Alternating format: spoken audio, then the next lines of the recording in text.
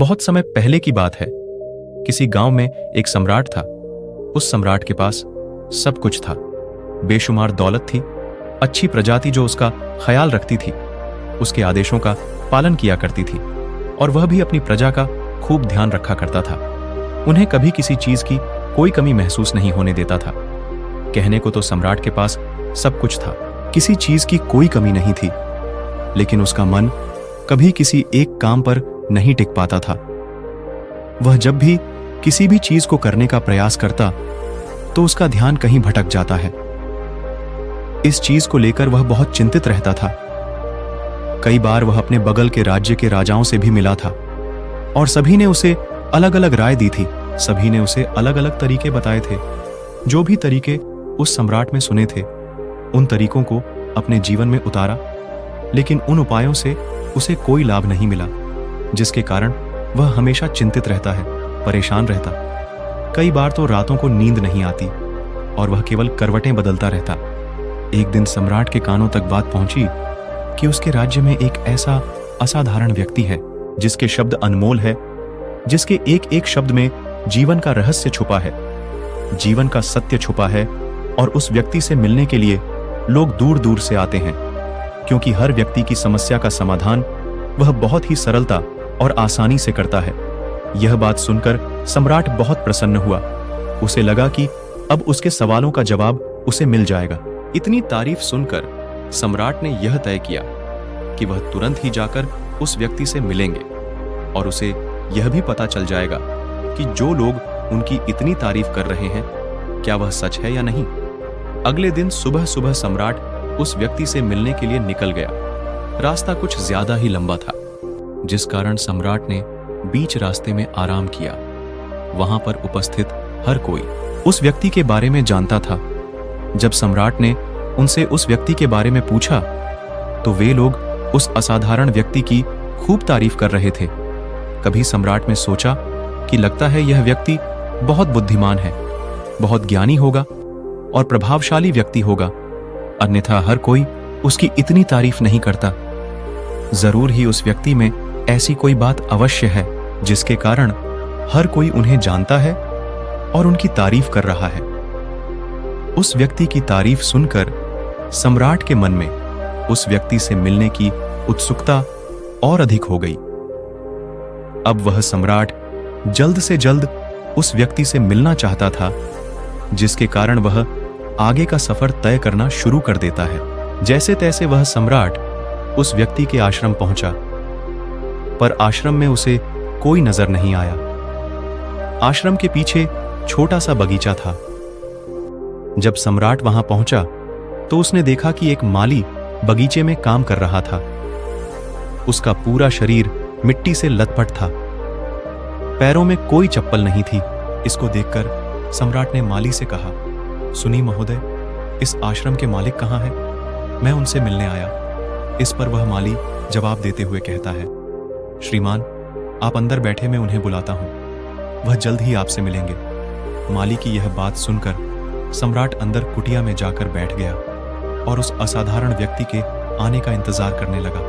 कुछ देर प्रतीक्षा करने के बाद जब असाधारण व्यक्ति उस सम्राट के सामने पहुंचा, उसने देखा कि यह तो वही व्यक्ति है जो बगीचे में काम कर रहा था। सम्राट ने उन्हें नमस्कार किया और बहुत हैरानी से कहा, अरे आप तो वही माली हैं जो बाहर बगीचे में काम कर रहे थे। लेकिन अब की बार तो माली एक बौद्ध भिक्षु के रूप में आया था।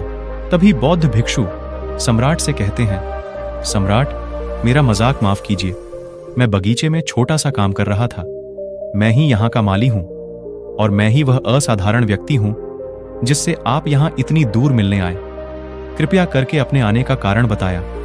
इस पर सम्राट उन बौद्ध भिक्षु से कहता है, हे महाराज, मैंने सुना है कि आप जैसा व्यक्ति इस पूरे राज्य में नहीं है। मैंने आपकी तारीफ सुनी है। मैंने आपके बारे में कई सारी अच्छी बातें सुनी है। मैंने यह भी सुना है कि आपके पास जो भी अपनी समस्या लेकर आता है उसकी समस्या का समाधान आप अवश्य करते हैं। इसी कारणवश में आज आपसे यहां पर मिलने आया हूं और मैं आपसे उपदेश सुनना चाहता हूं, लेकिन मेरे मन में शंका है।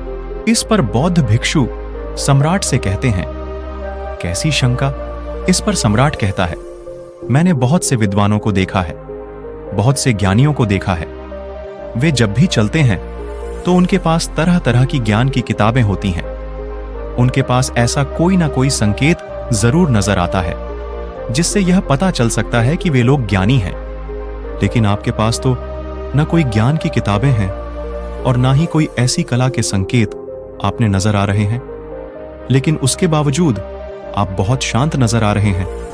क्या आप मुझे इसका रहस्य बता सकते हैं? इस पर बौद्ध भिक्षु मुस्कुराने लगे और सम्राट से कहते हैं, मेरा ज्ञान तो इस संसार में प्रकृति के रूप में हर जगह है। मैं अपना ज्ञान जीवन की सरल और साधारण वस्तुओं से ही लेता हूं। पर महाराज, आप यहां की समस्या को लेकर परेशान हैं। कृपया आप मुझे आपके आने के कारण समझाएं। इस पर सम्राट कहते हैं, हे गुरुवर, मेरे यहां आने का कारण यह है कि मैं किसी भी काम को लेकर लंबे समय तक उस कार्य पर अपना ध्यान नहीं लगा पाता। मैं कुछ ही देर में उस कार्य से भटक जाता हूं। कृपया कर मुझे अपने इस समस्या का समाधान बताएं। मैं इस बात से काफी चिंतित हूं। बौद्ध भिक्षु ने सम्राट की चिंता को समझकर कहा, महाराज, आपकी समस्या मुझे समझ आ गई है। आप जिस कार्य पर ध्यान नहीं लगा पा रहे हैं उसके लिए मैं आपको एक उपाय बता सकता हूं, लेकिन आज आपको देर हो चुकी है। आप मुझे कल सुबह मिलिएगा। कल सुबह का समय ठीक रहेगा। कल सुबह जब आप मुझसे मिलेंगे तो मैं आपके सभी सवालों का जवाब आपको दे दूंगा। यह कहकर बौद्ध भिक्षु वापस अपने बगीचे में लौट गए और वह सम्राट भी वापस अपने महल लौट गया। लेकिन सम्राट को रात भर नींद नहीं आई। वह बस यही सोचने लगा था कि आखिर बौद्ध भिक्षु मुझे क्या बताने वाले हैं। जैसे ही सम्राट वहां पहुंचा, उन बौद्ध भिक्षु ने एक पानी का छोटा सा बोतल उस सम्राट के हाथ में थमाते हुए कहते हैं, इसे लीजिए और पौधों पर धीरे धीरे पानी डालिए। और ऐसा करते करते कि आपके सामने पूरे 15 पौधे हैं। इन सभी पर आपको इसी प्रकार पानी डालते चले जाना है। लेकिन जब आप इस क्रिया को कर रहे होंगे तो उस वक्त मेरी एक बात का अवश्य ध्यान रखिएगा कि आपको इस दौरान कुछ और नहीं करना है, न कुछ सोचना है और ना ही कहीं आपका ध्यान रखना चाहिए। आप जब इन पौधों को पानी दे रहे होंगे तो आपका पूरा ध्यान केवल इन पौधों पर ही होना चाहिए। लेकिन जब आप इस क्रिया को कर रहे होंगे तो उस वक्त मेरी एक बात का अवश्य ध्यान में रखिएगा कि आपको इस दौरान कुछ और नहीं करना है, न कुछ सोचना है और ना ही कहीं आपका ध्यान रखना चाहिए। आप जब इन पौधों को पानी दे रहे होंगे तो आपका पूरा ध्यान केवल इन पौधों पर ही होना चाहिए। यदि इस बीच आपके मन में कोई विचार आया तो वहीं पर रुक जाएगा और फिर दोबारा से पहले पौधे से पानी डालना शुरू कीजिएगा। और जब आप मेरी बात मानकर ठीक इसी प्रकार इन सभी 15 पौधों को पानी दे देंगे, तब आप मेरे पास आइएगा और मैं आपके सभी सवालों का जवाब आपको दे दूंगा। उस सम्राट ने आज तक ऐसा कोई काम नहीं किया था और सम्राट को यह काम बहुत छोटा सा लग रहा था। सम्राट पहली बार ऐसा कोई काम करने जा रहा था। उस पानी का जग से पहले पौधे पर बहुत ही ध्यानपूर्वक पानी दिया और फिर दूसरे पौधे की ओर आगे गया।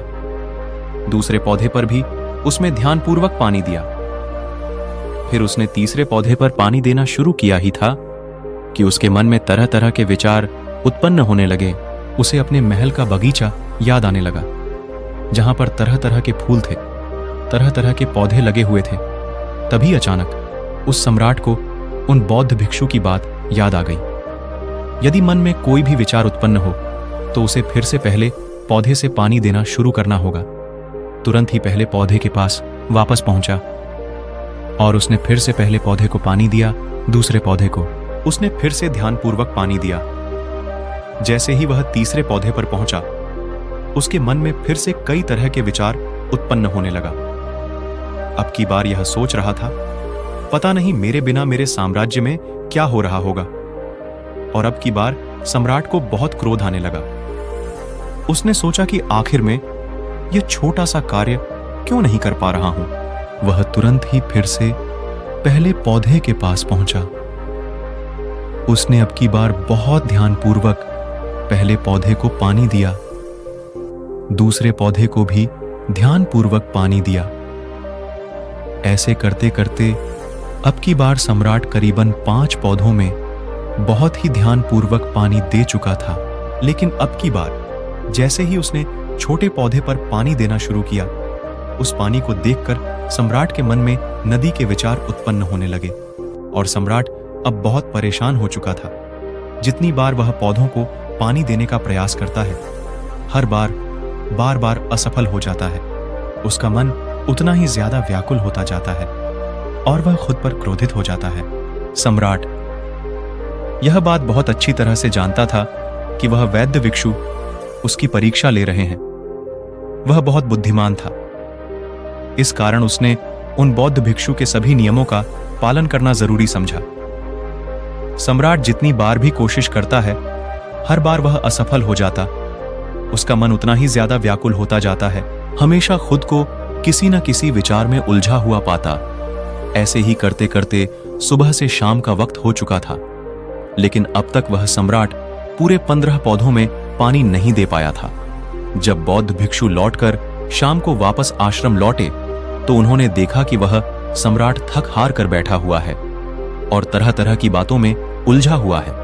तभी बौद्ध भिक्षु सम्राट के पास पहुंचे और कहने लगे थे, सम्राट, मैं तुम्हारी ईमानदारी से बहुत खुश हूं। तुमने अपने कार्य को पूरे मन और लगन के साथ करने का पूरा प्रयास किया, इसलिए जो बात मैं तुम्हें बताने जा रहा हूं उसे बहुत ही ध्यानपूर्वक सुनना और समझने का प्रयास करना।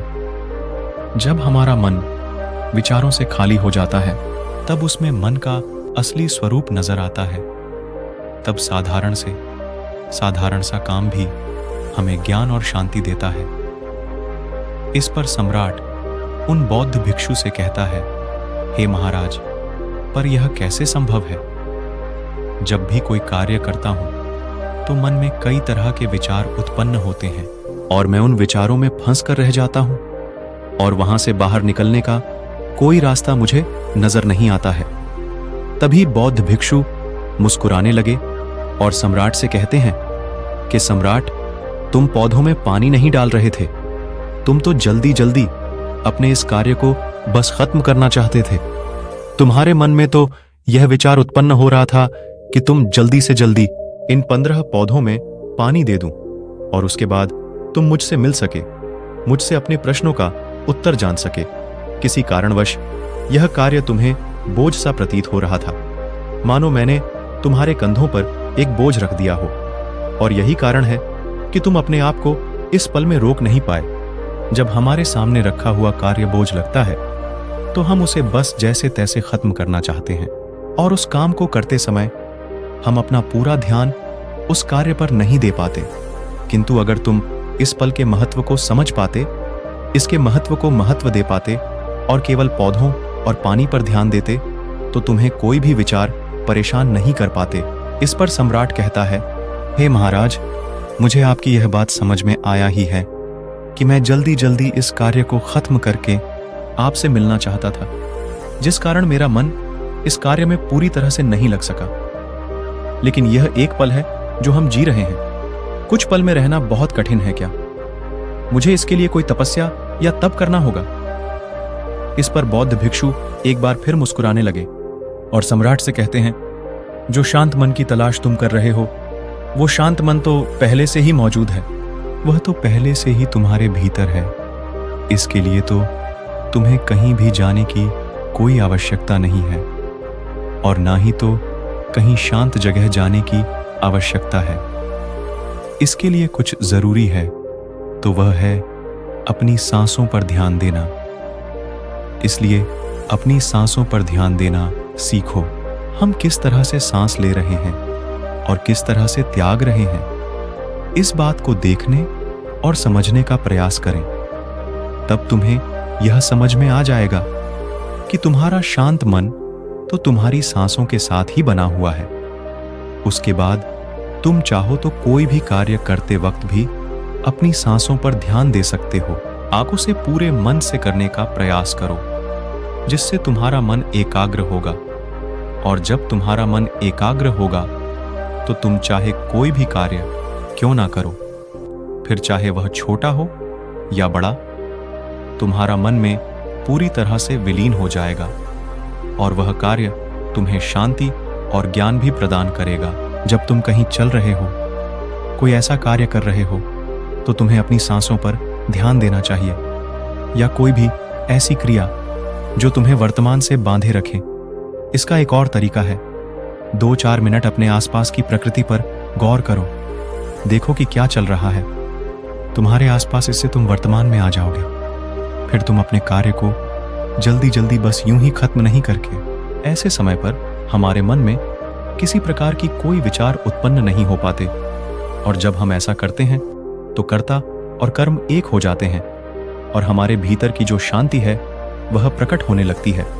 हम उसमें मग्न हो जाते हैं। इसे तुम चाहे तो आनंद कह सकते हो या फिर वर्तमान में जीना कह सकते हो, और यह अवस्था सरलता से प्राप्त भी कर सकते हो। बस तुम्हें केवल अभ्यास करना होगा। बौद्ध भिक्षु सम्राट से कहते हैं, जो मन मुश्किलों में शांत रहता है, मुश्किलों से भागता नहीं है, केवल सचेत रहता है, वह मन हर परेशानी को पार कर सकता है, हर दुविधा से बाहर निकल सकता है। सम्राट को बौद्ध भिक्षु की ये सारी बातें समझ में आ चुकी थीं। उसने उन बौद्ध भिक्षु को प्रणाम किया और वहां से वापस वह अपने राजमहल लौट आया। उसने अपनी सांसों पर ध्यान देना शुरू किया और धीरे धीरे निरंतर अभ्यास के कारण वह अपने हर कार्य को ध्यान और मन लगाकर किया करता था, जिससे उसे असीम शांति मिलती थी और वह छोटे छोटे कार्यों से भी ज्ञान प्राप्त कर लेता था। इसलिए दोस्तों, कभी किसी कार्य को बोझ मानकर मत कीजिए, क्योंकि यदि आप उसे बोझ मानेंगे तो जल्दी जल्दी उसे आप अपने ऊपर से उतारने का प्रयास करेंगे, अर्थात उसे जल्दी जल्दी खत्म करने का प्रयास करेंगे। लेकिन इस प्रयास के दौरान आप जो भी कार्य करेंगे वह पूरे मन और लगन से नहीं हो पाएगा, और ऐसे में आप उस कार्य को अंजाम देना चाहते हैं। हो सकता है कि आप उसे अंजाम न दे सके और इसी कारणवश आपके मन में तनाव भी पैदा हो जाता है। हम चिंतित रहने लगते हैं, परेशान रहने लगते हैं, क्योंकि जो अंजाम हम उस कार्य को देना चाहते थे, अंजाम हम उस कार्य को न दे सके। और हम में से अधिकांश लोग यही गलतियां करते हैं। जब उन्हें कोई कार्य सौंपा जाता है तो वह उस कार्य को करने का प्रयास करते हैं, लेकिन वह चाहते हैं कि वह कार्य कितनी जल्दी खत्म हो जाए, और वह उस कार्य को करते वक्त अपने आप को वहां नहीं रख पाते, बल्कि उनका मन तो कहीं और ही भटकता रहता है, जिससे हमारा मन पर हावी होने लगता है, हमें तरह तरह के विचार दिखाता है और हम उन विचारों में डूबते चले जाते हैं। हम उन विचारों में फंसते चले जाते हैं और फिर वहां से हमें निकलने का कोई रास्ता नजर नहीं आता है, जिससे हमारे मन में तनाव पैदा होने लगता है। हम बहुत परेशान रहने लगते हैं। हम चाहकर भी किसी कार्य को नहीं कर पाते, और जो कार्य हमें वर्तमान की ओर ले जा सकता था, उस दरवाजे को हम खुद ही बंद कर देते हैं, क्योंकि वह कार्य हमें बोझ लगने लगता है। इसलिए जब भी आप कोई कार्य शुरू करना चाहते हैं तो उससे पहले अपना पूरा ध्यान अपनी सांसों पर केंद्रित करें, और फिर आप चाहें तो अपने काम के दौरान भी अपनी सांसों पर अपना ध्यान लगाएं रख सकते हैं। और यही सांस का जो ध्यान है कि आपके काम की ध्यान में परिवर्तित हो जाएगा, और इस कार्य में जो भी कठिनाइयां उत्पन्न हो रही हैं उसे आप पल भर में सुलझा देंगे। फिर चाहे कैसी भी विपरीत परिस्थितियां आपके सामने क्यों ना आ जाएं, आप उस कार्य को पूरे मन और लगन के साथ पूरा करके ही रहेंगे। दोस्तों, उम्मीद है कि आपने आज के इस वीडियो से जरूर कुछ ना कुछ सीखा होगा। तो इस वीडियो को अपने दोस्तों के साथ शेयर करना ना भूलें। हमें ऐसे ही सपोर्ट करने के लिए चैनल को सब्सक्राइब जरूर करें। ये तो चलिए मिलते ऐसे और वीडियो में, तब तक के लिए अपना ख्याल रखें। धन्यवाद। नमो बुद्ध है।